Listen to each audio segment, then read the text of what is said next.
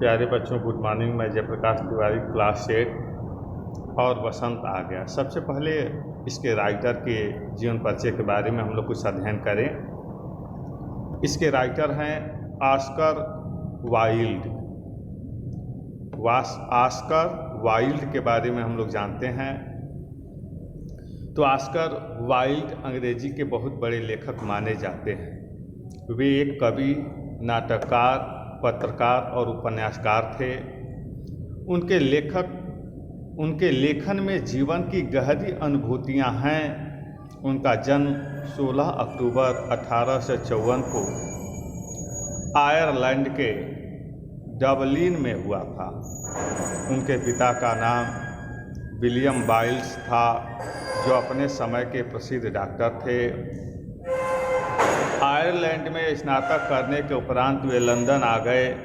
यहीं पर 1881 में उनका पहला कविता संकलन प्रकाशित हुआ। उसके बाद उनके लेखन का सिलसिला चल पड़ा। उनके शेक्सपियर के उपरांत अंग्रेजी का सर्वाधिक चर्चित लेखक माना जाता है। विश्व की कई भाषाओं में उनकी अनुभूतियाँ अनुवादित हो चुकी हैं। द बैलेड ऑफ रीडिंग गोल और डी प्रोफंडिस उनकी प्रमुख रचनाएं हैं। मात्र 46 वर्ष की अवस्था में 30 नवंबर 1900 को आपका देहावसान हो गया। तो ये है ऑस्कर वाइल्ड के बारे में जानकारी। राइटर और बसंत आ गया के माध्यम से यह बताना चाहते हैं कि मनुष्य के जीवन में बसंत के आने और जाने का संबंध मानवता से है। यदि मानवता नहीं है तो बसंत के आने और जाने का कोई अर्थ नहीं होता है। तो चलिए हम लोग पाठ का पठन करें। किसी पश्चिम देश में एक बहुत ही बड़ा बगीचा था।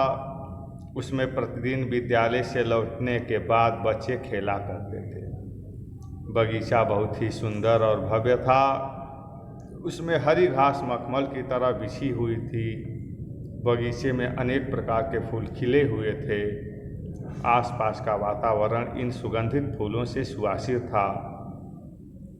उसमें मौलश्री के वृक्ष थे, जिसमें बसंत ऋतु के दौरान श्वेत कलियां खिलती थीं। शरद ऋतु में वृक्ष फलों से लद जाते थे, जिन पर बैठकर पक्षी मधुर ध्वनियों में गीत गाया करते थे। उनके गीत इतने मधुर होते थे कि कई बार तो बच्चे अपना खेल खेलना भी रोक देते थे। बच्चे प्रायः एक दूसरे से कहा करते, कितनी अच्छी जगह है ना, हम यहाँ कितने मज़े से खेला करते हैं। एक दिन राक्षस वापस आ गया। वह बगीचे का मालिक था।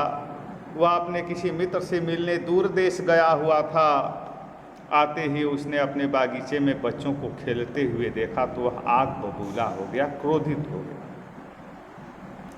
तुम सब यहाँ क्या कर रहे हो? तुम्हें इसमें घुसने की अनुमति किसने दी? चलो भागो यहाँ से।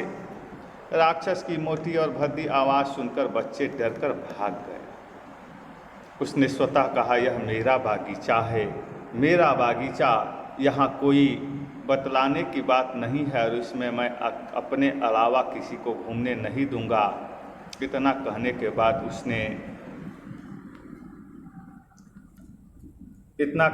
बाद उसने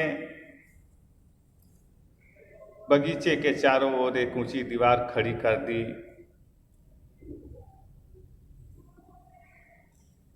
सारे रास्ते बंद कर दिए और मुख्य दरवाजे पर एक बोर्ड लटका दिया, जिस पर लिखा था, यह आम बागीचा नहीं, इसमें प्रवेश वर्जित है और जो इस आज्ञा का उल्लंघन करेगा वह दंड का भागी होगा।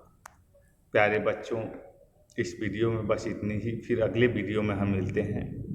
धन्यवाद।